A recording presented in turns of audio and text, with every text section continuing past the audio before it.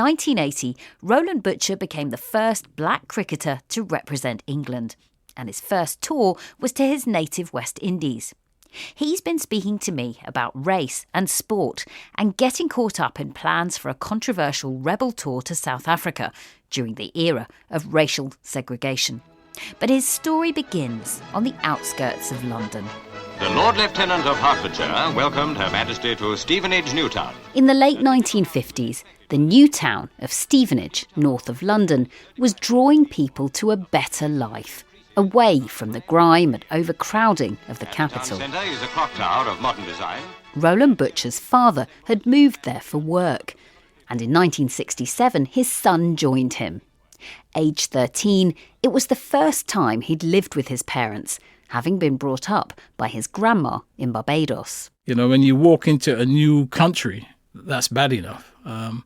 But then when you're walking into a new family as well, and obviously, you know, your family try to make it the best they can for you. But it was difficult for me, for sure.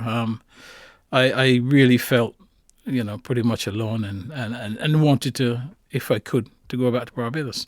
Like many West Indian families at the time, his parents had left him behind in Barbados while they built a life for the family in England.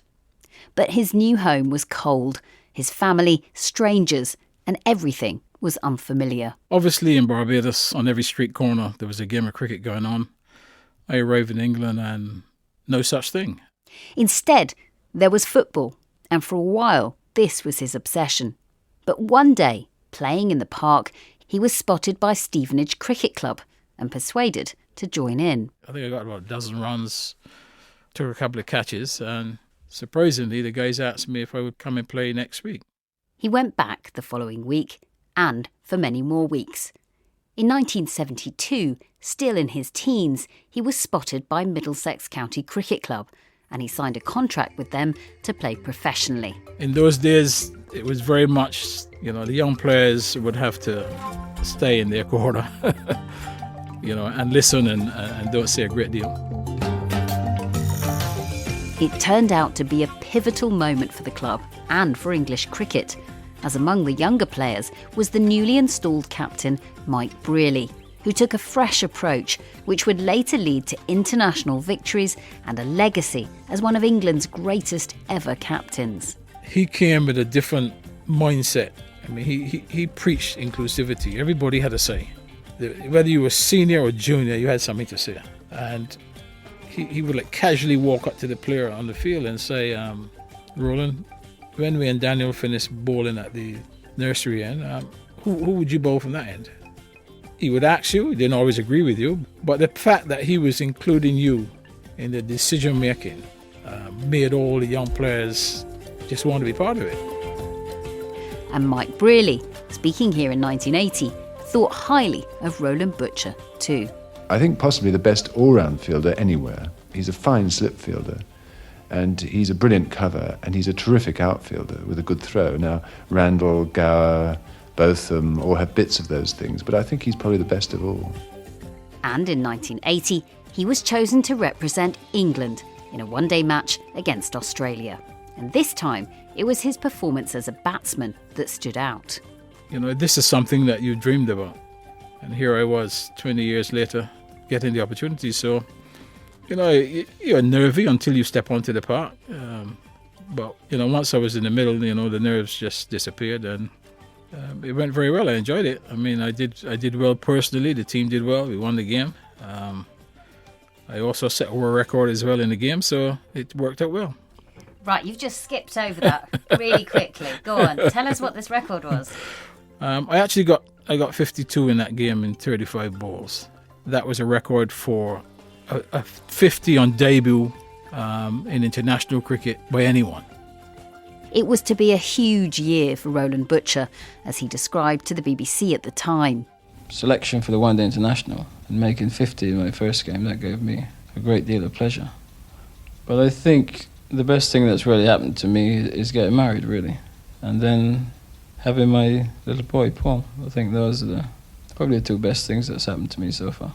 With his new young family, he finally felt settled in the UK.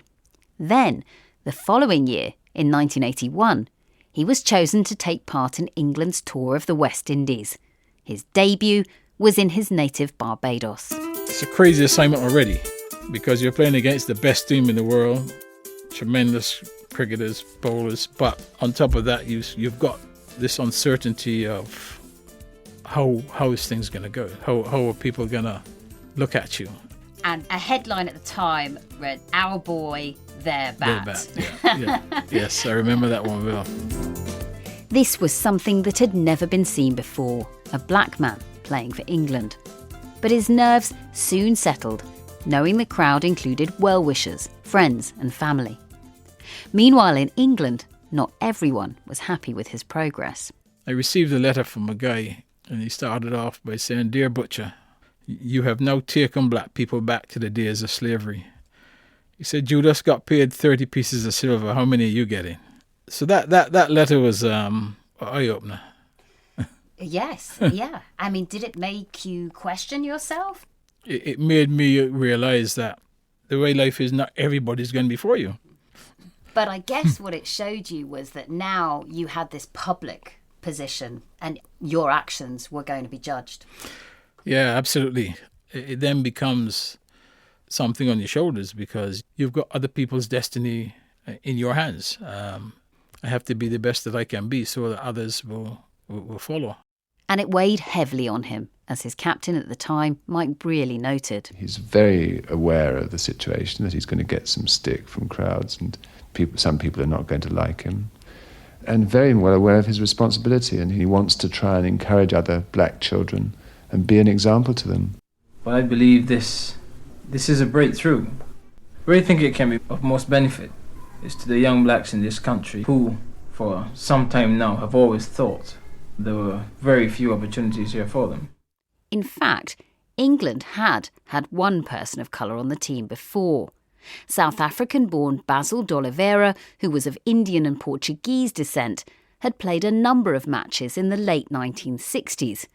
But a controversy over his selection to tour his native country helped contribute to South Africa's suspension from international cricket in 1970. The committee were informed that the side selected to represent MCC in South Africa is not acceptable for reasons beyond the control of the South African Cricket Association. But nearly 20 years later, in 1989, South Africa was promising a new integrated future for cricket, and some players accepted invitations to play there. Roland Butcher was one. This would be the last time I would ever get a chance to play in South Africa. I mean, you also believe that by going, it's going to be some help to the situation. The main opposition party in South Africa, though, the ANC, opposed the rebel tours. You know, a lot of people, friends and everything, they were trying to persuade me not to go. The ANC came over to see me. This week, the only two black players to sign up for the rebel tour pulled out. Lancashire's Philip de Freitas and Rowland Butcher of Middlesex both said they'd been under considerable pressure to withdraw. And he says for him, it was the right decision. If I had gone, I probably wouldn't be sitting here talking to you right now, because the West Indian players that went have never been forgiven. And all those guys that went have had no life at all in the Caribbean since then.